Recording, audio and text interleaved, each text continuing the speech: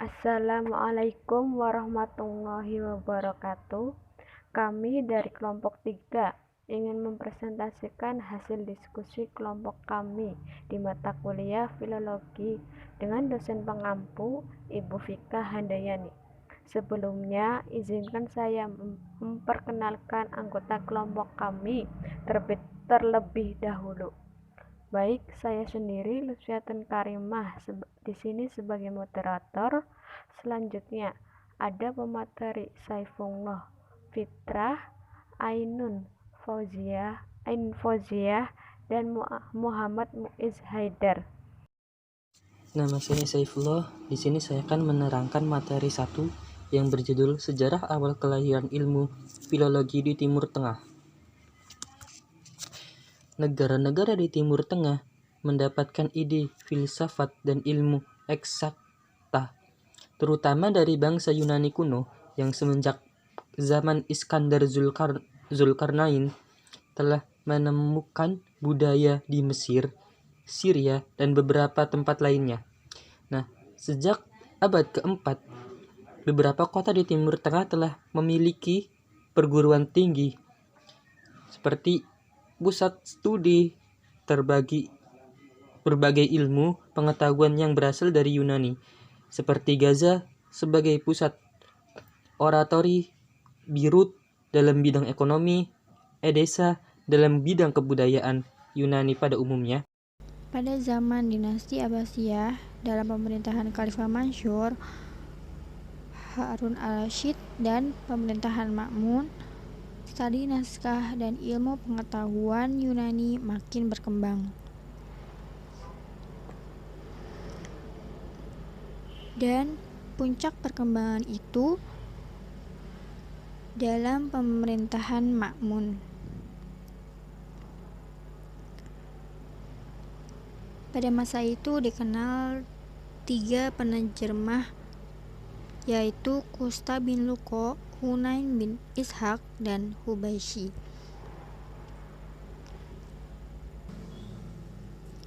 Dalam kegiatan penerjemahan itu masih tidak jelas apakah dikerjakan dari naskah-naskah Yunani atau dari terjemahannya dalam bahasa Syria.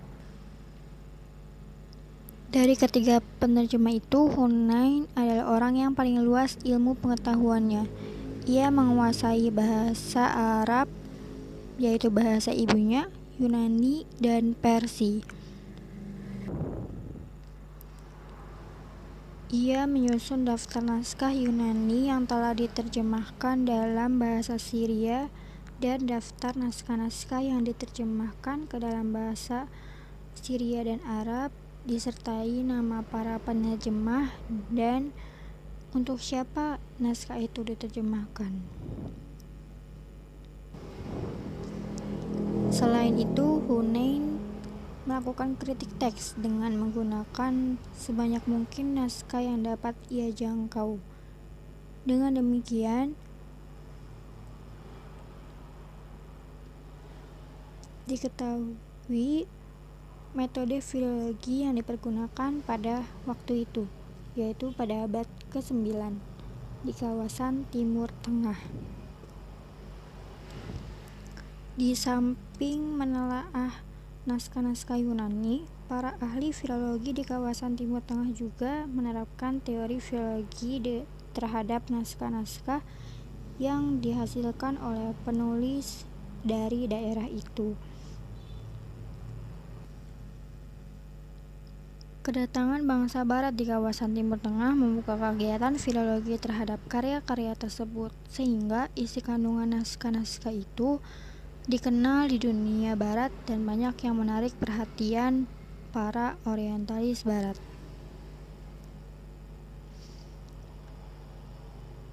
Kajian filologi terhadap naskah tersebut banyak dilakukan di pusat kebudayaan ketimuran di kawasan Eropa, dan hasil kajian itu berupa teori-teori mengenai kebudayaan dan sastra Arab, Persia, Syria, Turki, dan lain sebagainya.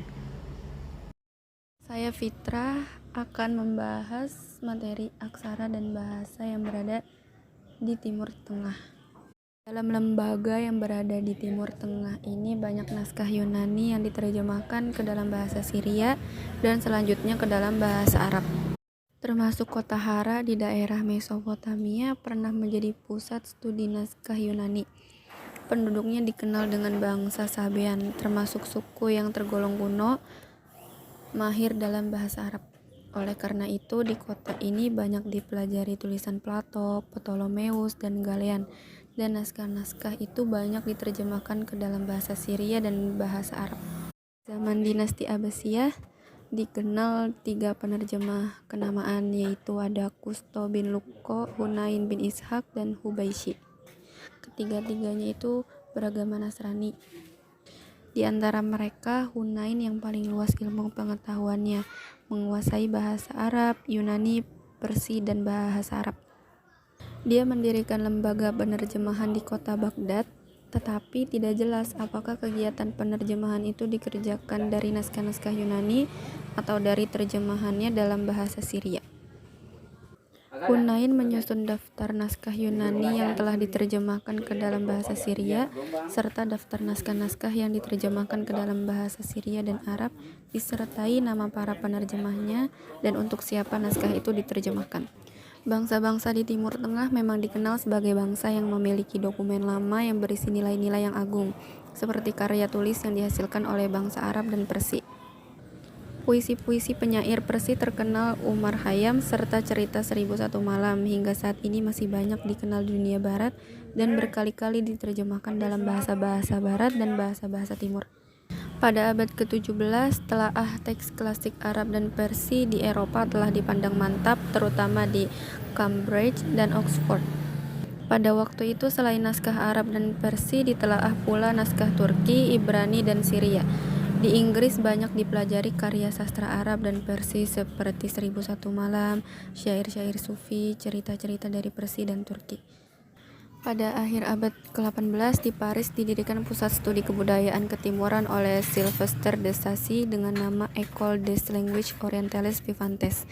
Di tempat itu banyak dipelajari naskah-naskah dari Timur Tengah oleh ahli-ahli dari kawasan Eropa, serta dari tempat itu lahirlah ahli orientalis Eropa terkemuka dan terbitlah karangan-karangan bermutu mengenai karya tulis penulisan kawasan Timur Tengah seperti disebutkan di muka.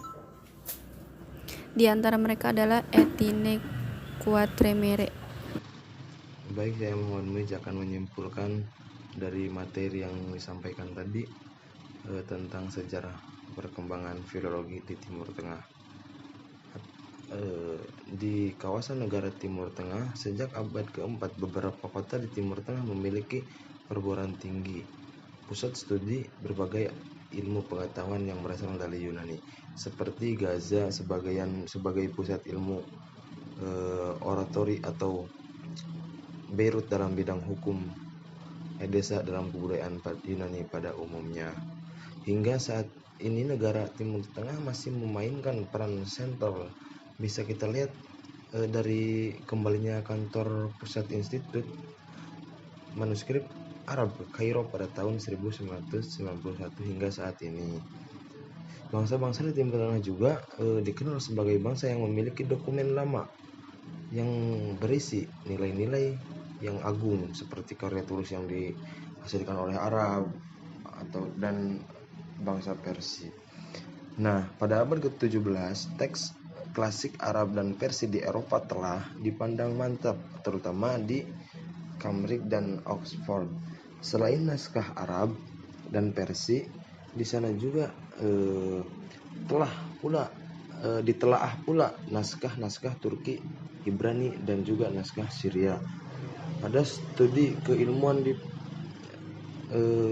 ada juga studi keilmuan di Paris mempelajari naskah-naskah dari Timur Tengah oleh ahli dari kawasan Eropa, serta dari sini juga lahirlah ahli orientalitas Eropa terkemuka dan terbitlah karangan-karangan bermutu mengenai karya tulis penulis kawasan Timur Tengah. Kemudian datang juga kedatangan bangsa Barat di kawasan Timur Tengah membuka kegiatan filologi terhadap karya-karya tersebut, sehingga isi kandungan naskah-naskah itu dikenal di dunia Barat dan banyak yang menarik. Akibatnya, banyaklah teks yang mereka teliti serta naskah yang mengalir ke pusat-pusat studi dan koleksi naskah di Eropa. Mungkin sekian kesimpulan yang bisa saya sampaikan. Terima kasih. Demikian presentasi kelompok kami.